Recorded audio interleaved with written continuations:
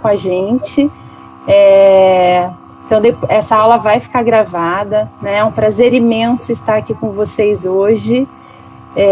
A gente vai abrir a reunião científica do LIP-UFRJ, né, com a presença ilustre do professor Rodolfo de Paula Vieira, que vai falar para a gente um pouquinho, né, de uma área que ele estuda muito, né, que é o sistema imunológico e exercício, e ele vai focar mais nas doenças pulmonares, né, que é a especialidade dele. Antes de apresentar o professor Rodolfo, eu gostaria de dar 2 informes. Primeiro, que nós vamos abrir inscrições em fevereiro para o curso de extensão em reabilitação pulmonar no cenário da pandemia da Covid-19. Então, acompanhe a gente aqui pelo canal e pelo Instagram do LIP, que é @lirp.ufrj. O professor Rodolfo é um dos professores convidados que vai falar também aí nesse curso de extensão. Teremos, né, inúmeros professores, né, o cronograma logo vai estar à disposição de vocês. Então, inscrições em fevereiro, o curso vai ser em março. E o segundo informe é que em breve nós disponibilizaremos um e-book, que é a Asma no cenário da pandemia da Covid-19, que será distribuído gratuitamente e todos terão acesso aqui pelo canal e também pelo Instagram. O professor Rodolfo é um grande amigo, um parceiro aí de longa data, e a gente espera continuar colaborando aí por muito tempo, né?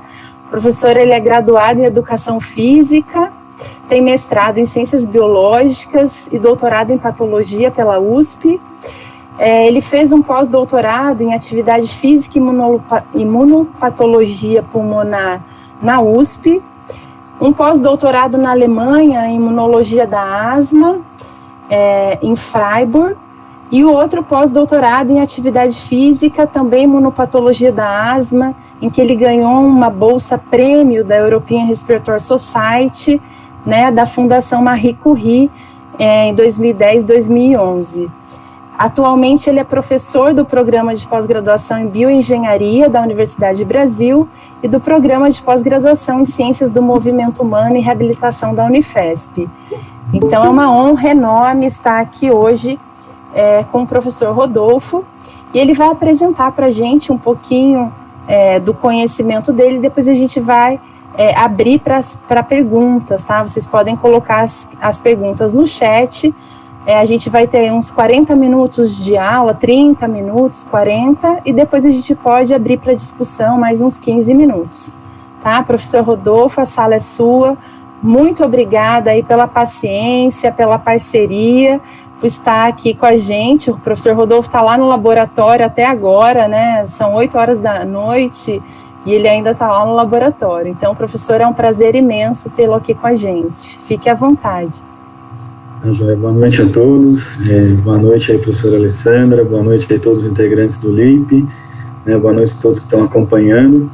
Primeiro eu quero agradecer a professora Alessandra pelo convite, um convite que de pronto eu pude aceitar aí, porque, como a professora Alessandra falou, a gente já colabora aí há muitos anos, desde a época do doutorado, e assim, uma alegria, e eu fico muito, muito feliz mesmo de ver esse super time aí que você tem montado, assim, tudo que você tem alcançado aí na carreira aí agora, aí, principalmente depois aí que passou no concurso aí na FRJ aí também, todo o laboratório, tudo que você está trabalhando, realmente motivo assim, de muita alegria e muito orgulho.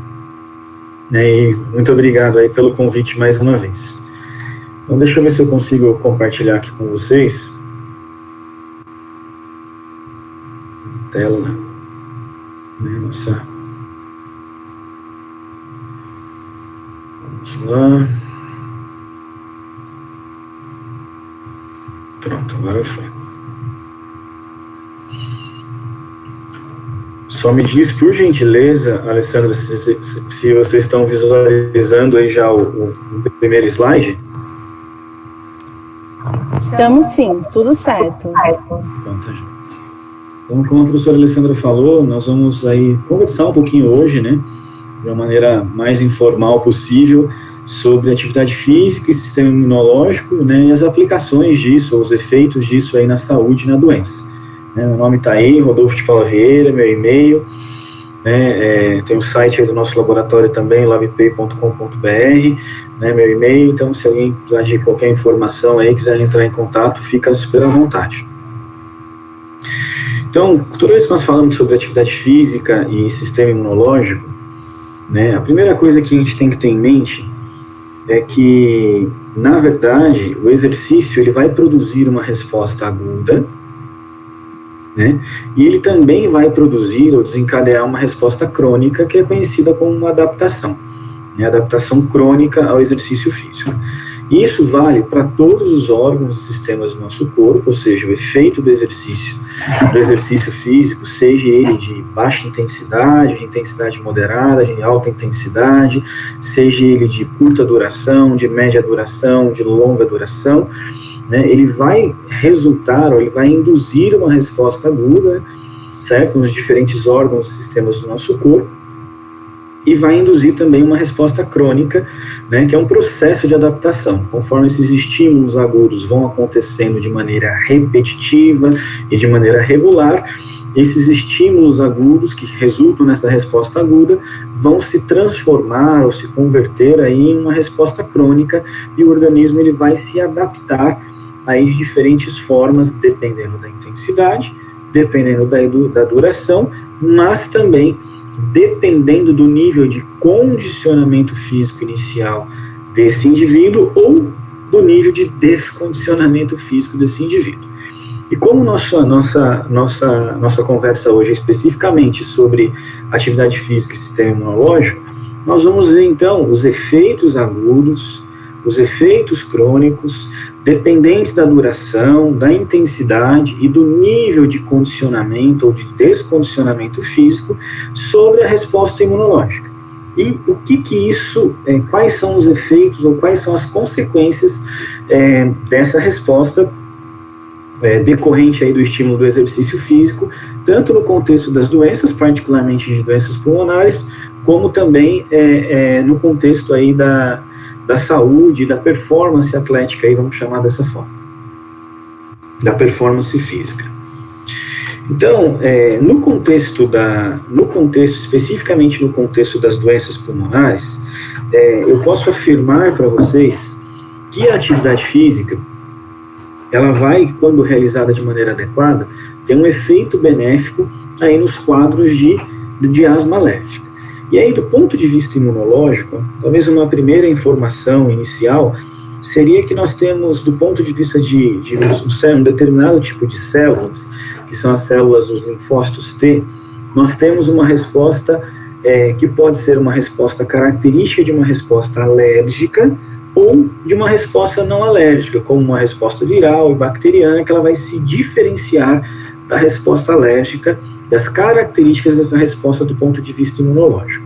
E ela vai se diferenciar do ponto de vista imunológico, tanto do ponto de vista celular, ou seja, da resposta imune celular, ou seja, as células-chave envolvidas na resposta alérgica são diferentes das células-chave envolvidas nas respostas virais e bacterianas, por exemplo, né? E essa resposta imunológica, além de se diferenciar do ponto de vista de alérgico e não alérgico, no que diz respeito ao tipo celular, a resposta imunológica celular, ela também vai se diferenciar da resposta imunológica, do ponto de vista de resposta imunológica humoral. E quando a gente fala em resposta imunológica humoral, nós estamos falando dos mediadores do sistema imune, das substâncias reguladoras aí do sistema imunológico. Então, particularmente no contexto da asma, né, a asma é uma doença de vias aéreas, predominantemente de vias aéreas, é uma doença crônica, né, e predominantemente alérgica, onde o paciente normalmente apresenta ali o chiado no peito, a tosse crônica, a falta de ar, muitas vezes a pequenos esforços, não precisa muitas vezes, dependendo da gravidade da doença, ser a grandes esforços de muito longa duração ou de alta intensidade. E do ponto de vista fisiopatológico, é uma doença caracterizada por inflamação das vias aéreas, né, principalmente aí por células marcadoras aí da resposta alérgica, células mais características da resposta alérgica, e também é caracterizada pelo remodelamento das vias aéreas. E quando nós falamos remodelamento das vias aéreas, nós estamos querendo basicamente dizer alterações estruturais na composição dessa via aérea. Então, todas as características ali do que diz respeito dessa via aérea, começando ali de fora para dentro, vamos chamar assim, nós temos lá o músculo liso, que está hiperespessado, hipertrofiado, hiperplasiado. Depois nós temos hipertrofia e hiperplasia desse epitélio brônquico, e temos também aqui na camada submucosa, principalmente, não exclusivamente, mas principalmente, também um acúmulo de proteínas de matriz extracelular, da qual nós temos como principal representante ali as fibras de colágeno, embora nós tenhamos outras 3 famílias, além da família dos colágenos, 3 outras famílias ali, que são os proteoglicanos, as lamininas e as elásticas. Então, nós temos ali um aumento da deposição dessas fibras dessas proteínas de matriz extracelular ali, que vão deixar essa parede desse brônquio mais espessa, esse brônquio vai ficar mais rígido, ele vai ficar menos elástico, vai apresentar uma maior resistência, e isso vai levar a um quadro de estreitamento desse brônquio aí, o airway narrowing, o estreitamento desse brônquio, um estreitamento desse brônquio, diminuindo assim, então, o fluxo aéreo, a passagem do ar ali pelos brônquios, o volume de ar ali por minuto, vai estar diminuído também. Mas o exercício físico, ele também vai agir de maneira positiva, quando aplicado de maneira adequada, nas doenças pulmonares de etiologia aí, de origem não alérgica, como, por exemplo, na DPOC, que é a doença pulmonar obstrutiva crônica, certo? Que é desencadeado, tem aí como um dos seus principais gatilhos o tabagismo, o consumo aí do cigarro, o tabagismo. Então, no caso aí da DPOC, nós temos aí como componentes principais, do ponto de vista estrutural, fisiopatológico, a presença do enfisema pulmonar, que diz respeito ao alargamento dos espaços aéreos, na região alveolar, devido à destruição ali dos septos alveolares, da parede ali dos alvéolos, e temos também um quadro de bronquite crônica, certo? Que aí também é caracterizado por um acúmulo, de células inflamatórias na parede dos brônquios. E aí cabe ressaltar que, do ponto de vista anatomopatológico, no caso da asma, nós podemos dizer que esse processo inflamatório, ele começa principalmente nas vias aéreas proximais, ou seja, nas vias aéreas de maior calibre, e que no caso da DPOC, da doença pulmonar obstrutiva crônica, esse processo inflamatório que vai caracterizar uma bronquite crônica, ele começa normalmente nas pequenas vias aéreas, nas vias aéreas de menor calibre, nas vias aéreas distais. E aí, nesse contexto, nós normalmente falamos sobre um pequeno e breve histórico aí da reabilitação pulmonar, onde nós podemos citar esse trabalho de 1935, um trabalho bem antigo da revista Lancet, falando sobre o valor dos exercícios respiratórios na asma. Então, esse trabalho da Lancet, bem antigo, de 1935, ele é considerado como que um embrião daquilo que hoje a gente conhece como reabilitação pulmonar. Por que eu digo que daquilo que a gente conhece hoje como reabilitação pulmonar? Porque até aproximadamente 1950, esse termo, reabilitação pulmonar, ele não existia na prática médica. E além disso, até alguns anos atrás, a prática de exercício físico por asmáticos era considerada como uma recomendação ou como uma prática até irresponsável. E por que era considerada como uma prática irresponsável?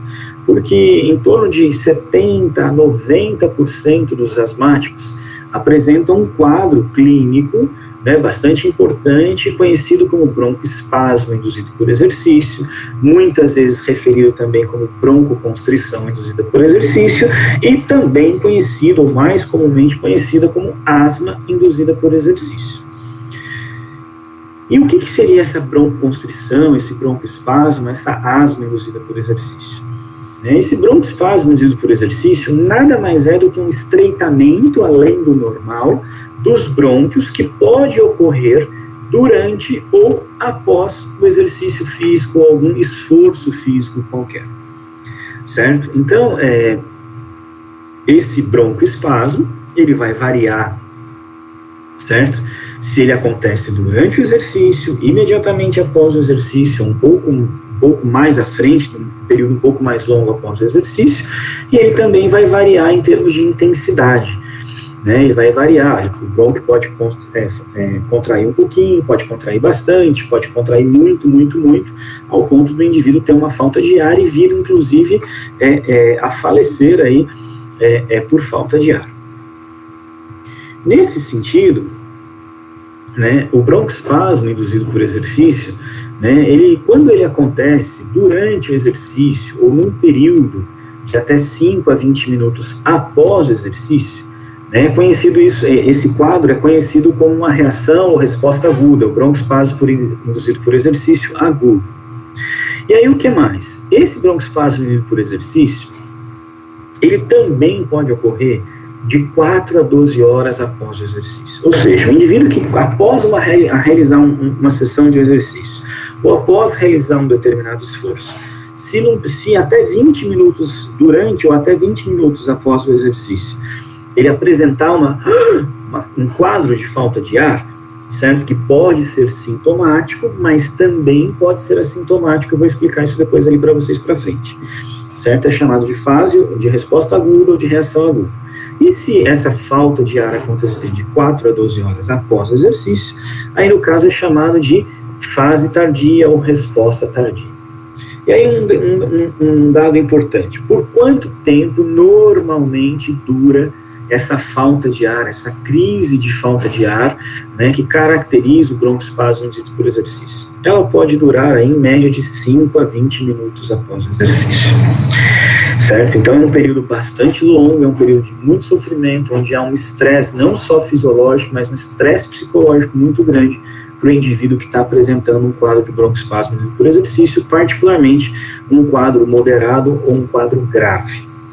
Por que eu estou falando um quadro moderado ou um quadro grave? Por quê? Quando que o indivíduo é considerado positivo para broncoespasmo induzido por exercício? Quando ele tem uma diminuição no volume expiratório forçado no primeiro segundo, ou seja, no VF1, de pelo menos 10% imediatamente após o exercício físico. Tá? Então, quando o indivíduo tem uma redução no VF1 de pelo menos 10%, ele é considerado positivo para broncoespasmo induzido por exercício, ou seja, ele apresenta broncoespasmo induzido por exercício. E ele é considerado um broncoespasmo leve, um broncoespasmo induzido por exercício leve, quando essa diminuição do VF1 ela ocorre entre 10% e 25% de redução do VF1, certo? Então a classificação é de 10% a 25% broncoespasmo leve. De acima de 25% até 50%, até 49% no caso, broncoespasmo moderado. E acima de 50%, né, de 50% para cima de redução no VF1, certo? Aí é o broncoespasmo grave. E o que vale a pena ressaltar nesse sentido? Que 90% dos indivíduos, sejam eles sedentários, sejam eles praticantes de atividade física regular, sejam eles atletas amadores, sejam eles atletas profissionais, em torno de 90%, na verdade, dos indivíduos que apresentam broncoespasmo por exercício e que apresentam broncoespasmo leve, ou seja, aquele entre 10% e 25% de diminuição do VF1 após o exercício físico, eles são assintomáticos. Ou seja, a gente pode concluir facilmente do que? A gente pode concluir facilmente que o broncoespasmo induzido por exercício é um quadro extremamente subdiagnosticado. Justamente porque grande parte das pessoas tem broncoespasmo leve, e esse broncoespasmo classificado como leve, que é entre 10% e 25%, ele é assintomático em torno de 90% das pessoas que apresentam esse broncoespasmo leve. Ok? Agora, tenta imaginar o que isso significa, o que isso pode significar em termos de performance. O que é para um corredor, para um nadador, para um maratonista, para um jogador de futebol, para um artista marcial, para um lutador de artes marciais, por exemplo, certo? O que pode significar 10% a 25% menos de ar e, consequentemente, de oxigênio a menos entrando para os pulmões dele durante um esforço mais intenso, no qual ele está apresentando esse quadro de broncoespasmo por exercício. E aí o que acontece? Do ponto de vista de doenças alérgicas, né, quando a gente fala em indivíduos asmáticos, particularmente, não só em indivíduos asmáticos, mas em doenças alérgicas, vale a pena a gente ressaltar o quê? Que aí o indivíduo ele é muito mais suscetível ao broncoespasmo induzido por exercício. Como eu já mencionei para vocês, né, as estatísticas aí, os trabalhos da literatura mostram aí uma incidência de 70% a 90% de broncoespasmo induzido por exercício em indivíduos asmáticos, uma incidência de pelo menos 50% em indivíduos alérgicos, certo? E uma incidência de 15% a 20% na população em geral, sendo que atletas, mesmo atletas que não apresentem doenças alérgicas, que não apresentem asma, eles têm uma incidência aumentada, normalmente acima de 20% de broncoespasmo induzido por exercício, e essa incidência de broncoespasmo induzido por exercício, ela é dependente do tipo de esporte, do tipo de atividade que aquele indivíduo pratica. E não preciso dizer, né, que indivíduos que fazem natação, que fazem maratona, né, que fazem esportes de duatlon, triatlon, maratonas, ultramaratonas e natação, são os indivíduos, são os atletas que apresentam uma maior índice ou maior taxa de broncoespasmo induzido por exercício. E aí, o que acontece? Se por um lado, eu disse lá para vocês, né? Poxa, mas então qual é o gatilho? Quais são os principais gatilhos desse broncoespasmo induzido por exercício? Né? Sendo que não obrigatoriamente o indivíduo precisa ter, como eu já disse, acabei de dizer para vocês, ele não precisa ter nenhuma doença respiratória, ele não precisa ter um quadro alérgico que predisponha ele a uma maior incidência de broncoespasmo induzido por exercício. Então, a intensidade do exercício físico, ela é considerada como o principal gatilho desencadeador, capaz de desencadear um quadro de broncoespasmo induzido por exercício, e a duração desse exercício também. Né? Então, é muito comum, vou dar um exemplo para vocês, né? Eu participo junto com outro grupo de pesquisa com corredores de maratona, né? Na Maratona de São Paulo, já há 6, 7 anos nós estamos junto com esse grupo, e é interessante porque todos, sem exceção, todos os corredores de maratona apresentam broncoespasmo induzido por exercício pós-maratona. Todos, sem exceção, todos que já foram avaliados, mais de 100 atletas. Né? Então, tanto a intensidade do esforço quanto a duração, né, ou seja, a alta intensidade e a duração muito longa de um esforço, são aí os principais gatilhos do broncoespasmo para desencadear o broncoespasmo induzido por exercício. E isso é muito mais relevante no paciente asmático, não preciso nem dizer isso. Se o paciente asmático tem uma maior incidência aí de 70% a 90% de broncoespasmo por exercício, também é claro já na literatura que esse paciente asmático, ele é mais sensível aí à atividade física, podendo então desenvolver um quadro de broncoespasmo por exercício muito mais facilmente, e não só desenvolver um quadro de broncoespasmo induzido por exercício mais facilmente, mas também a intensidade e a duração desse broncoespasmo nesse paciente asmático, ele tem que ser mais alto. Então, isso já fica como um alerta, poxa, como então que eu consigo aplicar uma atividade física, certo? Um programa de treinamento físico aí dentro de um programa de reabilitação pulmonar para um indivíduo asmático, de maneira que não desencadeie crise, mas que tenha somente efeitos benéficos para esse paciente. Isso é possível? Sim, isso é possível. Né? Então, esse trabalho pioneiro do meu ex-orientador lá do doutorado, do pós-doutorado também, né, esse trabalho publicado em 2011, aí, efeitos do treinamento aeróbio sobre a inflamação das vias aéreas de pacientes asmáticos, né? Trabalho aí do professor Celso, ele mostra claramente pela primeira vez, foi um trabalho super premiado, ele mostrou claramente pela primeira vez o quê? Deixa eu pegar aqui, cadê o pointerzinho, laser, né? Ele mostrou pela primeira vez, ó, before e after, o grupo asmático treinado, no porcentagem de eosinófilo no escarro induzido antes de iniciar o treinamento, ali próximo dos 20%, e porcentagem de eosinófilos, né, de número de eosinófilos, porcentagem de eosinófilos aí no escarro induzido antes de iniciar o treinamento próximo dos 20%, e reduzindo aí para em torno de 2, 3% após o período de 12 semanas ou 8 semanas, se eu não estou me enganado, de treinamento físico. Então, esse foi o primeiro trabalho clínico a provar realmente que o exercício físico realizado com intensidade leve e moderada, esse trabalho foi especificamente com exercício aeróbio, então exercício aeróbio de intensidade leve e moderada, né, para o paciente com asma persistente, moderada e grave, foi capaz de reduzir a inflamação pulmonar alérgica crônica, conforme demonstrado aqui pela redução no número de eosinófilos. Além disso, esse trabalho também super elegante mostrou o quê? Que o treinamento físico foi capaz de reduzir os níveis de óxido nítrico no ar exalado. O que significa esse óxido nítrico no ar exalado? O óxido nítrico é um gás, é um radical livre, e já existem inúmeros estudos mostrando que quantidades aumentadas ali, na verdade, acima de 20 partes por bilhão, de uma maneira geral, de óxido nítrico no ar exalado, representam, demonstram, indicam um quadro de inflamação pulmonar, particularmente num quadro de inflamação das vias aéreas de etiologia alérgica, como acontece prioritariamente na asma. Então, nós vimos aqui, né, os pacientes asmáticos tinham em torno de 35 partes por bilhão de óxido nítrico antes de iniciarem o treinamento, e após o programa de reabilitação tiveram uma média ali de 25 partes por bilhão, uma redução bastante significativa nos níveis de óxido nítrico.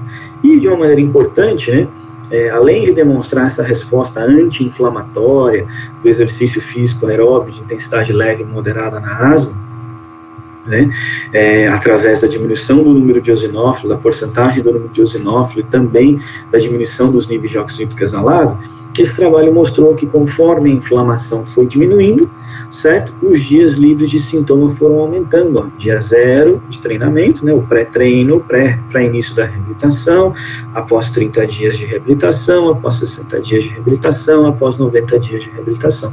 Então nós vemos aqui, ó, nesse último gráfico aqui listradinho, o que? Vai aumentando os dias livres de sintomas conforme vai diminuindo a resposta inflamatória aí das vias aéreas. E aí sempre ficou a pergunta, poxa, lindo, maravilhoso, e quais são os mecanismos? Como é que isso acontece? Então, desde 2004, né, o grupo aqui da professora Lisa,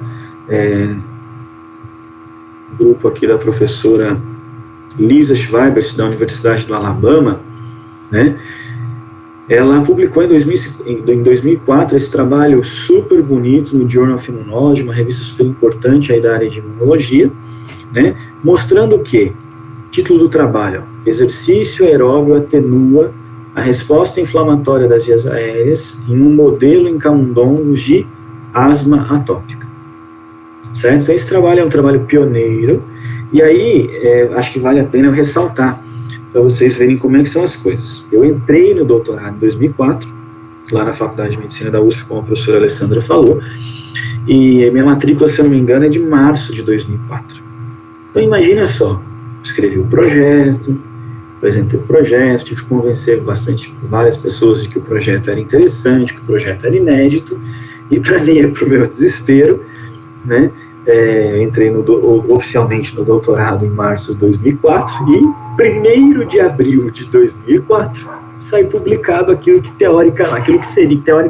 aquilo que na prática seria o que eu iria fazer no meu doutorado. Então, antes não tinha nenhuma evidência experimental, né, com esse tipo de coisa, e assim, imagina só, um mês depois que você inicia no doutorado, todo feliz, vou fazer um projeto inédito, né, um mês depois, praticamente, sai a publicação de um trabalho importante desse, que era exatamente o que você estava se propondo a fazer. Mas Deus é bom, e aí nós lemos com calma esse trabalho, depois que passou a fase do desespero, e fomos lá, poxa, o que ela não avaliou, né? O que o grupo da professora Lisa não avaliou aí nesse trabalho, que nós poderíamos avaliar em meu projeto de doutorado, para que o projeto de doutorado continuasse sendo inédito. E aí, então, em termos de mecanismos, surgiram vários trabalhos, pré-clínicos, trabalhos aí realizados em camundongos, para tentar mostrar e explicar como que o exercício físico poderia estar diminuindo essa resposta imunológica, inflamatória, alérgica, crônica, que é o que acontece aí no caso da asma. Então tem esse trabalho em 2004 da professora Lisa, depois outro trabalho dela em 2005, ela utilizou o RU486, que é um bloqueador específico de glicocorticoide endógeno, né, mostrando que parte do efeito anti-inflamatório do exercício que estava sendo observado na asma, em modelo experimental de asma em camundongo, era devido ao exercício aumentar a liberação de glicocorticoide endógeno, estimular a liberação de corticoide endógeno, além de aumentar a expressão de receptores de glicocorticoide. E aí depois nós publicamos, foi meu primeiro paper, na verdade, meu primeiro artigo internacional, aí mostrando que o exercício físico aeróbio, além de diminuir a inflamação pulmonar alérgica crônica, ele também diminuía o remodelamento, aquelas alterações estruturais que eu falei para vocês agora há pouco, lá nas vias aéreas. E nós continuamos com isso, vários outros grupos depois de pesquisa começaram a trabalhar nessa linha também, né, de diferentes lugares do mundo, e aí existe um crescente no número de estudos, como vocês podem ver aí, dentro dessa linha, tentando entender, né, compreender, descrever de maneira adequada, aí, de uma maneira mais coerente e mais completa os mecanismos envolvidos nos efeitos anti-inflamatórios do exercício num modelo experimental de asma. E aí, basicamente, o que nós fazemos no laboratório, né, é pegar um camundonguinho comum, colocar ele literalmente numa esteira, nós temos dessa, mas temos outros modelos de esteira também, para no final tentá-lo transformar num super mouse, né? E para isso a gente existem diferentes modelos experimentais, esse aqui que foi usado especificamente nesse trabalho é um modelo experimental que foi induzido com ovalbumina, com clara de uva em pó, né, para induzir asma alérgica no camundongo, é um modelo clássico, muito utilizado. E existem outros modelos também com alérgeno, colocando alérgeno direto nas narinas, que é um modelo que se assemelha muito mais aí com a realidade, né, porque ninguém toma uma injeção de uma substância para ficar alérgico àquela substância, que é o que é feito com a ovalbumina, né? Nós inalamos algum alérgeno, a pessoa normalmente inala algum alérgeno e ela começa a desenvolver uma resposta alérgica, ali, uma resposta inflamatória, pró-inflamatória alérgica para aquilo que ela está inalando. Isso no caso das alergias respiratórias, né? E aí, tem esse trabalho, então, que eu falei para vocês, e o que é interessante? Nesse trabalho, nós avaliamos não só o efeito do exercício de intensidade leve, do exercício aeróbio de intensidade leve, mas também do exercício de intensidade moderada, tá? Nós avaliamos tanto o exercício de intensidade leve quanto de moderada, e observamos aqui, em relação ao número de eosinófilos, que são células marcadoras de inflamação alérgica crônica, que o número de eosinófilos estava reduzido, tanto quando era aplicado o exercício de intensidade leve, quanto de exercício de intensidade moderada, certo?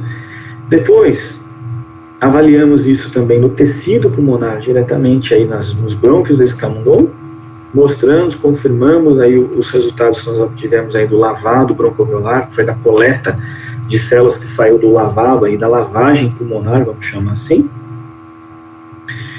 E aí ficou, como eu disse para vocês, a pergunta, poxa, qual era o mecanismo? E aí, assim, resposta imunológica alérgica crônica, lembra que eu falei para vocês que ela, no caso da asma, do ponto de vista celular, ela é caracterizada, dentre outras células, mas principalmente por acúmulo de eosinófilos, aumento do número de eosinófilos. E a gente acabou de mostrar diminuição do número de eosinófilos após o exercício físico. Diminuição do número de eosinófilos, tanto com exercício de intensidade leve, quanto com exercício de intensidade moderada, diminuição do número de eosinófilos. E aí, o que a gente começou a entrar em mecanismo? Poxa, do ponto de vista alérgico, de resposta imunológica alérgica, né, a asma é caracterizada por aumento da resposta chamada TH2, a resposta inflamatória imunológica alérgica. E os principais marcadores aí, os principais representantes dessa resposta imunológica humoral das substâncias reguladoras alérgicas, dentre outras, mas nós temos aqui como principais a interleucina 4 e a interleucina 5. O que nós observamos aqui? Que tanto o exercício aeróbio de intensidade leve quanto de intensidade moderada foi capaz de reduzir a expressão ali de interleucina 4 e de reduzir a expressão de interleucina 5, certo? E aí, aqui a gente tem uma fotomicrografia, tudo que está em marronzinho, né, amarelinho, marronzinho, aqui mais escuro, certo? É interleucina 4. Então a gente vê claramente, ó, o brônquio de um camundongo sedentário sem asma, o brônquio de um camundongo que foi estimulado lá com ovalbumina e desenvolveu características típicas da asma, e o brônquio de um camundongo treinado com intensidade leve e treinado com intensidade moderada. Foi induzido asma, resposta alérgica crônica, e foi treinado com intensidade leve e com intensidade moderada. O que a gente consegue observar? Puxa, cadê aquele montão de célula inflamatória que a gente está vendo aqui na asma? Cadê o montão de célula inflamatória em volta desse brônquio? Não tem. Cadê o marronzão aqui, a quantidade de marcação marrom, amarelada aqui, certo? No epitélio, ou mesmo nas células inflamatórias em volta? Não tem. A gente está mostrando que o exercício físico de intensidade tanto leve quanto moderada foi capaz de diminuir a resposta imunológica humoral, aí no caso da asma. E aí nós mostramos que esse efeito aconteceu basicamente por aumento de interleucina 10, que é uma citocina anti-inflamatória. Então isso eu quero que vocês gravem de todo jeito. Se alguém perguntar, poxa, qual é o principal mecanismo pelo qual o exercício físico induz resposta anti-inflamatória? Aumentando a produção e a liberação de interleucina 10 no nosso organismo. A interleucina 10 é uma citocina imunorreguladora, certo? Com propriedades anti-inflamatórias, com potentes propriedades anti-inflamatórias, e é a citocina anti-inflamatória que é mais estimulada, ou tem uma maior liberação dessa citocina anti-inflamatória durante o exercício físico. Mas, como eu disse para vocês, todo isso que eu estou mostrando, com exceção aí da interleucina 4, não tinha sido demonstrado no trabalho da professora Lisa. Então, mas fora isso, qual foi a grande novidade do nosso trabalho? Foi mostrar isso daqui, ó, fibrose do brônquio, acúmulo de fibras de colágeno, aumentado na asma e diminuído tanto no grupo que foi submetido ao treino de intensidade leve quanto moderada. Fibras de colágeno, aumentada na asma e diminuída nesses dois grupos submetidos ao treinamento. Hipertrofia e hiperplasia do músculo liso, aumentado na asma e diminuído nos grupos submetidos a treinamento. Hipertrofia e hiperplasia do epitélio, espessamento do epitélio, aumentado na asma e diminuído nos grupos de treinamento, e levando a uma redução da broncoconstrição, mesmo em repouso. Broncoconstrição aumentado na asma e diminuído nos grupos submetidos a treinamento.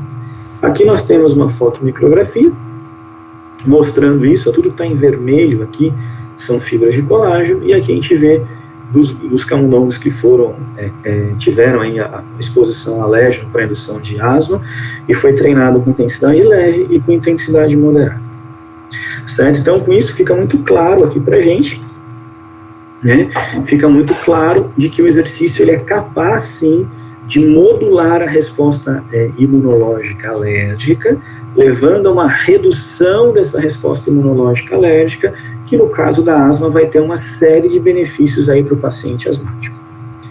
Entretanto, a gente falou, poxa, asma, e falei de uma outra que era de doença de etiologia imunológica alérgica, predominantemente alérgica, embora exista asma não alérgica, mas ela é uma prevalência muito menor, e nós temos também aí no caso a DPOC, que seria de uma resposta imunológica tipicamente chamada de TH1, certo? Então nós temos aí um clássico de um paciente DPOC que se fadiga muito fácil, que tem frequentes infecções respiratórias, que precisa muitas vezes o paciente grave utilizar o suporte de oxigênio, né? É um paciente que perde muita massa muscular, perde massa óssea, perde força, perde resistência muscular, certo? E que tem, como eu disse para vocês, do ponto de vista fisiopatológico, uma característica principal, aí um quadro de enfisema pulmonar associado a um quadro de bronquite crônica. E aí, como eu acabei de dizer, uma resposta do ponto de vista imunológico mediado por uma resposta chamada de TH1, né? TH2 alérgica, TH1 não alérgica.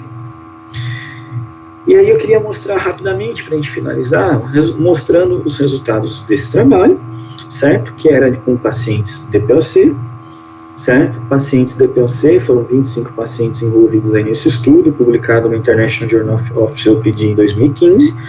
E aí, assim, além dos efeitos benéficos do exercício, melhorando a capacidade física, né? Medida aqui através da distância percorrida no teste de caminhada, né? Melhorando aqui quase que significativamente também a sensibilidade aí aos esforços de maior intensidade, avaliado pela escala de Borg, né?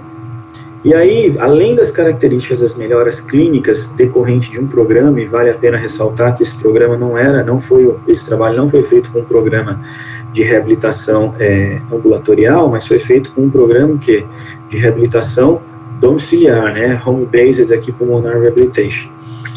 Né, então, foi um programa de reabilitação domiciliar, mostrando que um programa de reabilitação domiciliar também pode ser efetivo em melhorar, né, parâmetros clínicos desse paciente com DPOC, mas também de melhorar a resposta inflamatória desse paciente DPOC, porque o paciente DPOC, ele é um paciente, assim como o paciente asmático, ele é um paciente inflamado, né, ele é um paciente que tem um quadro exacerbado de inflamação, e no caso do paciente asmático, né, principalmente do paciente com asma alérgica, é uma resposta alérgica, e aí no caso do paciente TH2 e no caso do paciente DPOC, é uma resposta TH1. E aqui a gente observa se é que a gente pode chamar assim, de uma certa tendência na redução dos níveis de interleucina 6, que é uma citocina pró-inflamatória, e aqui a gente viu realmente uma redução dos níveis de interleucina 8, o que para o paciente DPOC é particularmente importante, porque essa interleucina 8 é uma citocina que atrai, né, outras células inflamatórias,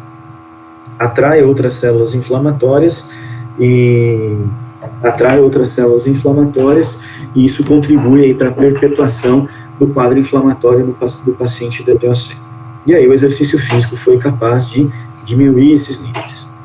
Em relação aos mecanismos, aí rapidamente, né, eu acho que a professora Alessandra seria a pessoa mais indicada para apresentar isso, porque esse trabalho é o trabalho dela, certo? Está aqui o trabalho dela, né, publicado em 2002, nessa importantíssima revista da área de respiratória, que é o Jornal Europeu de Respiratória, né, o European Respiratory Journal, mostrando que o exercício aeróbio atenua a lesão pulmonar, né, induzida pela exposição ao cigarro.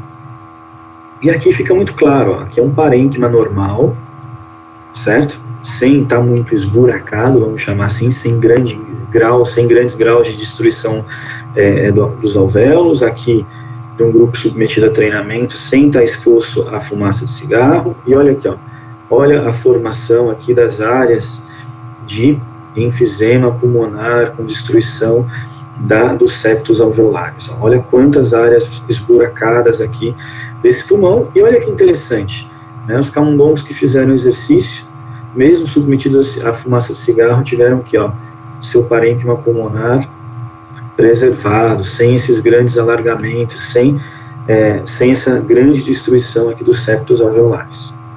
Isso foi evidenciado aqui nesse gráfico, tanto na região parenquimal mais central, quanto na região mais periférica do parênquima pulmonar também.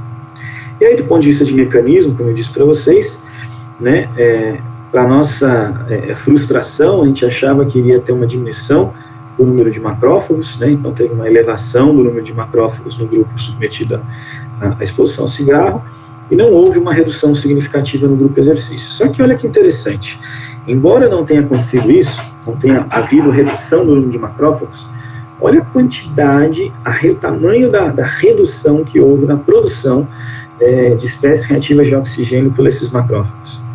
Vai lá em cima, no grupo exposto ao cigarro, e vai lá embaixo, quando esse grupo foi submetido ao exercício físico.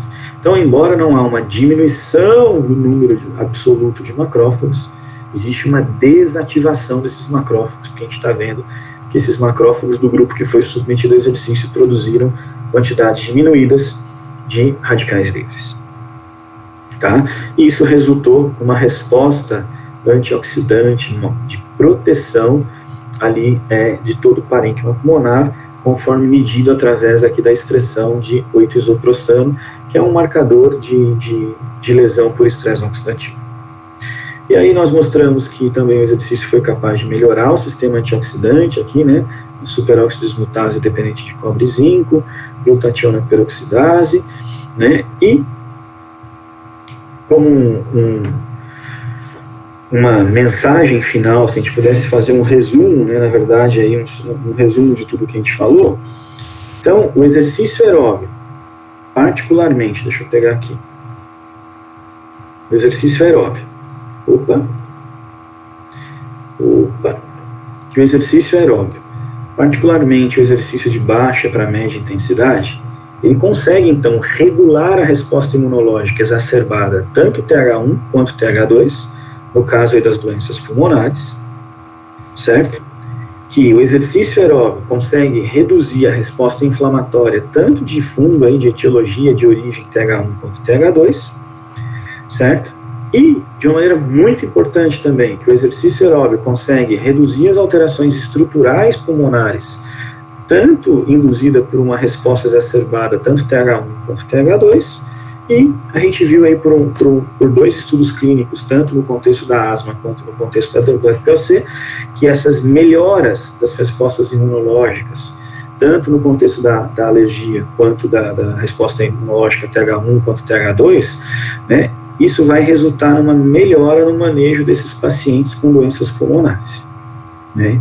Então, a gente tem tanta evidência, nós podemos finalizar essa apresentação dizendo que existem evidências, tanto pré-clínicas, quanto evidências clínicas, de que o exercício aeróbico pode modular positivamente a resposta imunológica TH1 e TH2 no contexto de doenças pulmonares, e que essa melhora leva, sim, a uma melhora do manejo desses pacientes com doenças pulmonares. Ok? Então, eu queria agradecer à FAPESP, a Fundação de Amparo à Pesquisa de São Paulo, que é a grande financiadora aqui do nosso laboratório, dos nossos projetos de pesquisa, agradecer ao CNPq também, né, pelas bolsas já concedidas, agradecer à CAPES também, pela liberação aí das bolsas também já concedidas, e do CNPq também pelos projetos concedidos, e queria agradecer mais uma vez aí a professora Alessandra, né, e todo esse time aí maravilhoso do seu laboratório, pelo convite aí, pela organização de tudo, né, e aí está meu e-mail novamente, muito obrigado aí pela atenção de vocês, e fico super à disposição para tirar quaisquer dúvidas que vocês têm. Então, professora Alessandra. Muito obrigada, professor Rodolfo. Excelente apresentação, né? Eu sei que você já falou sobre isso em vários países do mundo, né? E agradeço demais por compartilhar aqui com a gente, né, um pouquinho do seu trabalho. E a gente tem uma pergunta lá no Google, né, lá no YouTube, desculpa, da Beatriz. Ela gostaria de saber como é que seria um programa de treinamento físico para os pacientes com asma dentro aí da reabilitação pulmonar. Eu sei que você tem bastante experiência aí na área, né? Então, seria a pergunta da Beatriz. Então, na verdade, esses programas, eles podem ser feitos só com exercício aeróbio, normalmente exercício aeróbio e exercícios de alongamento, né? Mas o mais preconizado hoje é a associação do exercício aeróbio com o exercício resistido, né? Então, tanto para evitar a perda de massa muscular nesses pacientes, né, quanto para ajudar, inclusive, a restaurar aí a massa muscular nesses pacientes, porque muitos dos pacientes asmáticos, quando eles vêm para a reabilitação, eles já estão num período de sedentarismo normalmente bastante longo, né, então eles já têm uma diminuição importante, muitas vezes, de massa muscular, né, particularmente paciente asmático, muitas vezes também com acúmulo de gordura corporal muito grande, né, então, assim, o professor Flávio Aimiri, que chegou aqui, ó. Então, assim, normalmente isso acontece, né, e então é recomendado normalmente a gente fazer essa associação entre exercício aeróbio e exercício resistido mesmo com a população de pacientes asmáticos. A gente vê uma melhora, e até do ponto de vista de motivação desses pacientes, eu brinco que fica menos entediante manter-nos lá no exercício aeróbio contínuo o tempo inteiro, né? Então, fazer essa sessão de reabilitação de exercícios aí, mesclando aí com exercícios aeróbios, com exercícios resistidos, isso acaba sendo mais motivante e ajuda bastante na adesão aí do paciente aí ao programa de reabilitação. E a aderência realmente é um problema, né, Rodolfo? Assim, o que vocês têm de experiência em relação à aderência dos pacientes e, assim, em relação à intensidade do exercício, duração, o que vocês têm trabalhado no programa de vocês? Então, a gente está com um estudo finalizando, que é com um protocolo super clássico, com atividade física aeróbica, que iniciou aeróbio contínuo, que começou lá com 60% da frequência cardíaca máxima, com uma média de incremento semanal de 2%, ou seja, o paciente começa lá com 60% de frequência cardíaca máxima, né, e após as 12 semanas de treino, ele está lá com 84%, 85%, às vezes 86% da frequência cardíaca máxima, que já é um exercício de intensidade já moderada, aí 85%, 86% para alta. Né, então, isso a gente tem visto, uma experiência boa em relação a isso, mas assim, isso exige uma dedicação muito grande por parte dos alunos que estão acompanhando esses pacientes, né, precisa de uma dedicação muito, muito grande mesmo.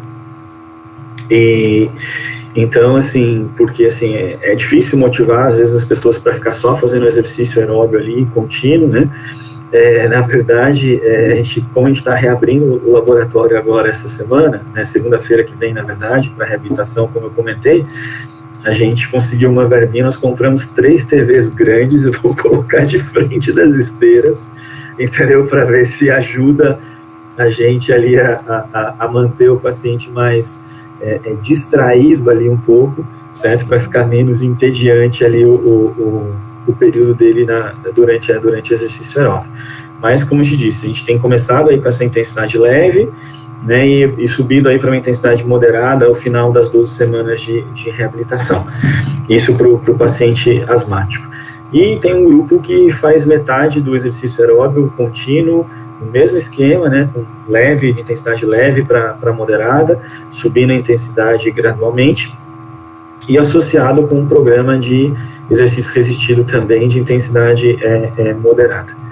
Né, então, isso basicamente é o que a gente tem feito, embora tenha outros trabalhos na literatura já aí também mostrando benefícios de outras modalidades de treinamento, né, tanto em termos de intensidade, duração, quanto em modalidades de treinamento mesmo diferentes que têm sido aplicadas aí para esses pacientes.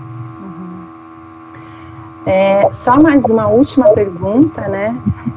A gente sabe que você está trabalhando agora com os pacientes que tiveram Covid-19, né? Então, só para a gente finalizar, gostaria que você falasse um pouquinho sobre esse programa de reabilitação, né? Como é que ele vai ser, qual o formato, o que vocês têm feito com essa população?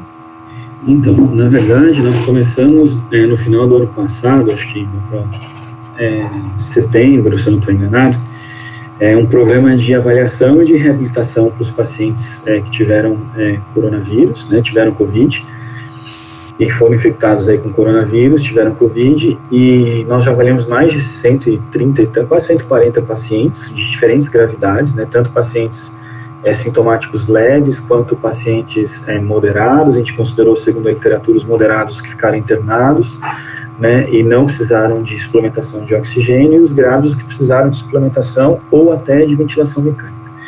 Né, então, a gente tem aí essas 3 classes aí dos pacientes pós-Covid, e a gente conseguiu, ano passado, fazer um estudo piloto com 11 pacientes, onde eles fizeram exercício aeróbico, certo, contínuo, com exercício resistido também. Tá? Então, isso que a gente tem feito, porque principalmente no paciente pós-Covid, a gente tem visto que a principal queixa deles é dispneia e fadiga crônica. Né? E uma coisa que, aí, eu acho que mais importante do que falar da reabilitação desses pacientes em si, a gente está escrevendo um artigo agora com os dados desses 130 e tantos pacientes, falando o que é que nós encontramos de alteração nesses pacientes que justificaria uma reabilitação. Né? E aí, qual que é a nossa surpresa? Nossa surpresa não é alteração pulmonar, grande maioria com função pulmonar normal, ou muito próximo do normal, e o que a gente encontrou, tanto nos pacientes leves, quanto moderados, quanto graves, foi aumento de resistência vascular periférica, sobrecarga de ventrículo esquerdo e perda de massa muscular. Então, assim... Super interessante, né? Então, assim, nós fizemos um trabalho também para ver a resposta imune urinária desses pacientes, também está tudo desregulado, entendeu? Então, assim, tem um quadro inflamatório, tem a tal da tempestade de citocinas urinária também, nesses pacientes, e é bem interessante porque a gente também está colhendo material de paciente internado, né? Então, a gente está com uma parceria com vários hospitais, às vezes eu vou lá para Caraguatatuba, né, são 1h e pouco de viagem, passo o dia, vou cedinho para lá e passo o dia na enfermaria Covid, e na UTI Covid, colhendo ar condensado desses pacientes e por aí vai. E aí é interessante porque a gente tem visto que mesmo com função pulmonar normal, ou muito próximo do normal, né, uma pequena redução que não é caracterizada pelos valores de referência clássico de alteração de função pulmonar, eles têm alteração da resposta imune pulmonar. Então, assim, por exemplo, peptídeos antimicrobianos, proteínas de fase aguda, citocinas de fase aguda, está tudo alterado. A gente está fazendo lavado nasal, né? Às vezes lavado nasal, o ar condensado também está completamente comprometido, ou seja, mesmo que esses pacientes não tenham alteração de função pulmonar, a resposta imune local pulmonar deles está comprometida, ou seja, esses pacientes, quando eles saem do hospital, lá tem a alta, né, lá o discharge hospitalar, eles estão sim mais suscetíveis a reinfecções. E isso é uma coisa que a gente está avaliando nesse projeto também, né, tipo assim, o número e que tipo de reinfecção que esse paciente teve, né, a gente comprou um equipamento muito legal de fluorescência, um aparelho dedicado de fluorescência para fazer teste rápido para painel de vírus e bactérias respiratórias. Então a gente colhe o swab nasal ou oronasal, que seja o caso, e a gente consegue ver lá estafilococos, né, RSV, streptococcus e por aí vai. Então é bem legal a gente estar fazendo esse trabalho para poder, inclusive, avaliar esses pacientes pós-Covid, que tipo de infecção que vai ser mais prevalente neles, isso particularmente infecção respiratória pós-Covid. E a gente vai ver, no caso, como eles estão submetidos, alguns já estão e outros vão começar na reabilitação, a gente vai conseguir ver se a reabilitação vai diminuir também essa incidência de reinfecções aí respiratórias desses pacientes. Muito legal, e a gente vai te trazer aqui de novo para mostrar esses dados futuramente, né? Então, agradeço desde já, né, por ter dividido um pouco esses dados inéditos aí que vão sair daqui a pouco. E, professor Rodolfo, vou te pedir licença para fazer só mais uma pergunta que está lá no chat.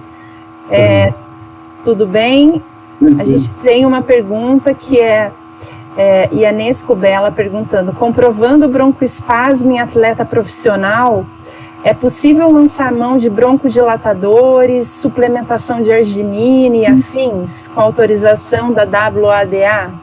Então, isso aí é bastante controverso, né, assim, controverso, mas também é bastante claro, na verdade. Se o atleta tem broncoespasmos por exercício, laudado, com exame, certo, com acompanhamento de um pneumologista, o pneumologista ele vai dar a receita e ele vai dar uma carta, se for no caso de um atleta profissional, dizendo que esse paciente, que esse atleta, que é um paciente, ele está autorizado a utilizar o broncodilatador, seja para treinamento ou seja para competição, certo?